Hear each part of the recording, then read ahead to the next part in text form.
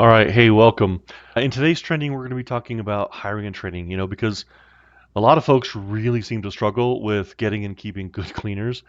And if you run a cleaning business, this very well may save your sanity. So, we all know how tough it can be to find reliable contractors that actually care about the work that they're doing, and actually care about your reputation, right? So if you've been struggling with building a solid team, stick around. This guide is going to give you all the tools that you need to finally get it right. If you're ready to fix your hiring process, stick with me through this whole thing because we're going to change literally everything that you do about how you build your team. So let's talk about, well, let's talk about the chaos that you're currently living in, right? Last minute cancellations that basically turn you into the backup cleaner, right? You don't want to be the fallback, right? You want people who are reliable. Um, Poor cleaning jobs that put your client relationships at risk, right? If your client relationship's at risk, your business is at risk because your reputation is on the line, right? You're probably dealing with contractors that literally vanish before you finish training them, right? So if that sounds familiar and you're stuck in that mess, let's dive into how we can turn it around. First and foremost, it has to come down to you have to ask the right questions when you're hiring these folks, right? You can't just say, "Hey, do you know how to clean? Do you have some supplies? Congratulations, you're hired," right? It has to be strategic how you ask those questions. So things like there's 9 different sections here. I'm going to go through each one and tell you kind of like what you're looking for to get from each of the sections, right? The first we call cut through the fluff, right? Now, these questions are designed to get you past the rehearsed questions, past the chat GPT answers, to see if you can understand how the applicant really thinks, right? Things like walk me through your worst cleaning disaster and how you fixed it, right? Or, what's the difference between sanitizing and disinfecting? That's a great one to ask because if they don't actually understand the science behind the job, do they really understand how to make the different areas of a home truly clean?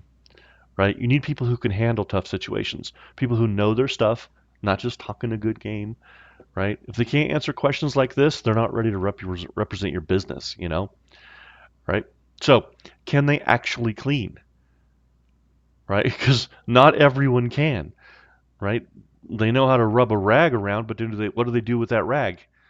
Right? I heard a story recently about someone who discovered that their cleaner was not separating their rags. They were just throwing everything in the back of the car when they were done, and then the next job they would just go look for the cleanest rag in the back of the car. It was hilarious, right? Can they actually clean? Walk me through how you would clean a bathroom in under 30 minutes without cutting corners, right? If they can't think their way through that problem, they really don't know what they're doing, right? The techniques that they use matter. A cleaner who doesn't know how to handle these kind of specific challenges will honestly end up costing you more money in the long run and honestly may end up costing you a client as well. Scheduling. Let's talk about flexibility. Flexibility is not just about having flexible availability, it's about having reliability, right? So it's okay if they want a flexible schedule. That's one of the great things about running this business. But being reliable on the days that they are scheduled is just simply not showing up is a non-starter, right? So if they can't adapt to like last minute changes or they don't have reliable transportation, you're going to be the one picking up the slack, right? So tools of the trade. Um, Great cleaners have to use good tools. They have to use good supplies. They have to be able to adapt to different situation, right? One of my favorites is what's in your cleaning kit. Open it up and walk me through it, right? Someone who invests in quality tools to do a job can adapt to different products, but they can also provide consistent results. And then how do they deal with clients, right? Cleaning is a personal thing, right? Client interaction can make or break your reputation, right? So you can ask them to share a time when you turned an unhappy client into a raving fan, That's a great question because it shows how they're able to process when people are coming to them unhappy, and they're able to turn that into a positive result. And if they can't do that, then, well, you don't want the contractor who basically told the client, if you have any problems with my work, you can just call the office. you know, um, a contractor who can handle a tough client interaction professionally and turn that client into a happy result, those are the ones who are worth their weight in gold. So, quality control. You can't improve what you don't track. Um, I don't remember who said it, but there's the quote that says, what is measured can be improved." So test their process, right? Walk me through your quality control process, right? Or how do you track everything that you're doing, right? How do you document your work, right? If they can't, then you've got somebody who's not providing consistent results, right? It's halfway there every time, and it's not always the same half. You need cleaners in your business who understand accountability and can ensure consistency without being micromanaged. They need to be micromanaging themselves. Okay, so legalese. Nobody likes the legal stuff, but you can't skip it, right? You have to protect your business. Things like show me your business documentation. Who's your liability insurance through? How do you handle taxes, right? Liability and tax issues can sink your business. And if a cleaner isn't prepared, they're not really a cleaner, they're a hobbyist, right? If a cleaner has all of their tax documentation, their business documentation, ducks in a row, then you can trust them to have everything else in a row, right? There may be gaps, but we handle those. That's part of being a manager. But so problem solving, right? See how they think on their feet, right? Ask them just one or two scenarios, like you've accidentally scratched an antique table. What do you do next? Right? You actually used too hard of an abrasive and you've scratched the bottom of a copper sink. How do you fix it? How do you approach it with the client? Right? The answers that they give here will show you how they handle high pressure. Right? And nobody likes high pressure, but it does happen sometimes. And then the last one is culture. Right? You're not hiring a cleaner, you're hiring somebody to represent your business. Can they do that well? Right? So ask them, why do you want to work for our company? Right? If they say because you're hiring or because it's a paycheck, they're not going to represent you the way you will. Right? Skills can be taught, but attitude and alignment with your company values, non-negotiable. Right? Hire the people who care about what they do so that they are showing that they care the way that you care. All right. So those are the 9 different areas that you want to ask questions. Pick one or two out of each one, and you're going to have an incredibly thorough interview process. So next, we're going to talk about automation. I know this is kind of a dramatic automate or suffocate, but really when it comes down to it, it's the truth. Because if you're being overwhelmed, the way that you overcome that overwhelm is to automate the things that can be automated without detracting from the customer experience, right? If you're managing contractors with text messages, sticky notes, and a prayer, it's no wonder that things feel chaotic to you, right? Automating your business isn't just about convenience. It's absolutely essential if you want to scale, right? So a good automation can literally transform your business. So the hiring process needs to have 4 main sections. An application tracking system, that's something that will keep everything in one place from the initial application down to the interview answers, all that kind of stuff. Keeps you organized, saves you time, and also makes sure that good candidates aren't slipping through the cracks, right? Because that post-it note fell off your monitor and slid down underneath your keyboard, and you never got back to them. By the time you do, they're working for someone else, right? Scheduling. Automating your scheduling helps you avoid the back and forth ping pong of does this time work for you or are you available on Friday, right?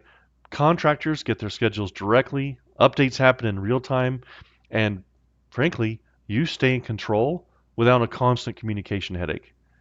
So, uh, application, applicant tracking, scheduling, onboarding, man, automating your onboarding will feel like the weight of the world is off your shoulders. Once it's in place, all of the process from the initial interview, the initial scheduling, the hiring questions, everything about getting initial applicants in the door can be automated.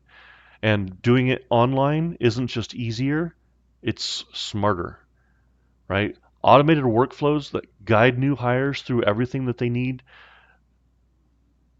just makes it so nice and easy, right? You can literally have them sign a contract, get the policies and get your policies and procedures and acknowledge that they've received them and be trained without you even having to have a single conversation with them. Not saying that you should, but it can be done.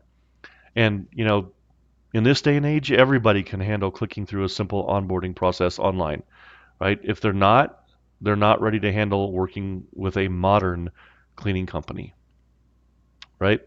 And then the last one is communication, right? Automate reminders for appointments. Like you have a house to clean at 4 o'clock today. You have this is your schedule for today, except this one is changed to 2 o'clock tomorrow, right? All of that can be done automated.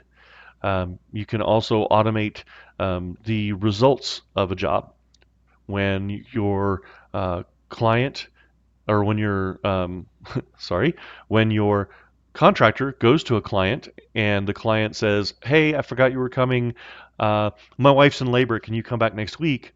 They're not going to be able to finish that. You can actually have them respond in with their phone to change the fact that they weren't able to complete that job and mark it as a reschedule and automatically kick it into an automation that reaches out to the customer to schedule that rescheduled service, right? So many things can be done with automation. It gives you back your time and it removes the bottlenecks that really slow down your business. So hugely important. Automating your systems as much as possible. And be aware, I'm not saying take you out of the equation entirely, right? I said that house cleaning is a personal relationship, right? You need to be able to talk to your clients. You need to be able to have a relationship with them. But and the same thing is true with your contractors. But where it's not necessary, you don't have to be in the equation.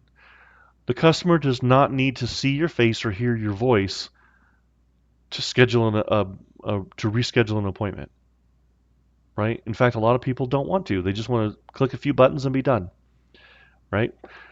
So, and then the last section that I want to talk about is your SOPs, right? Your standing operating procedures should be documented meticulously. These are the backbone of your business. If your processes aren't written down, they don't exist. Remember what I said before, that which is measured can be improved. Same is true with your processes.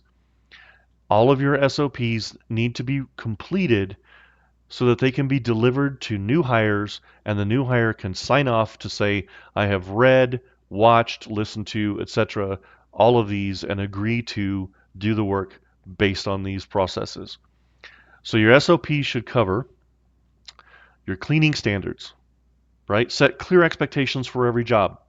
Use step-by-step like walkthroughs. Like I don't know if you've ever been to wikihow.com, but like this is what you do and this is what it looks like. This is what you do and this is what it looks like.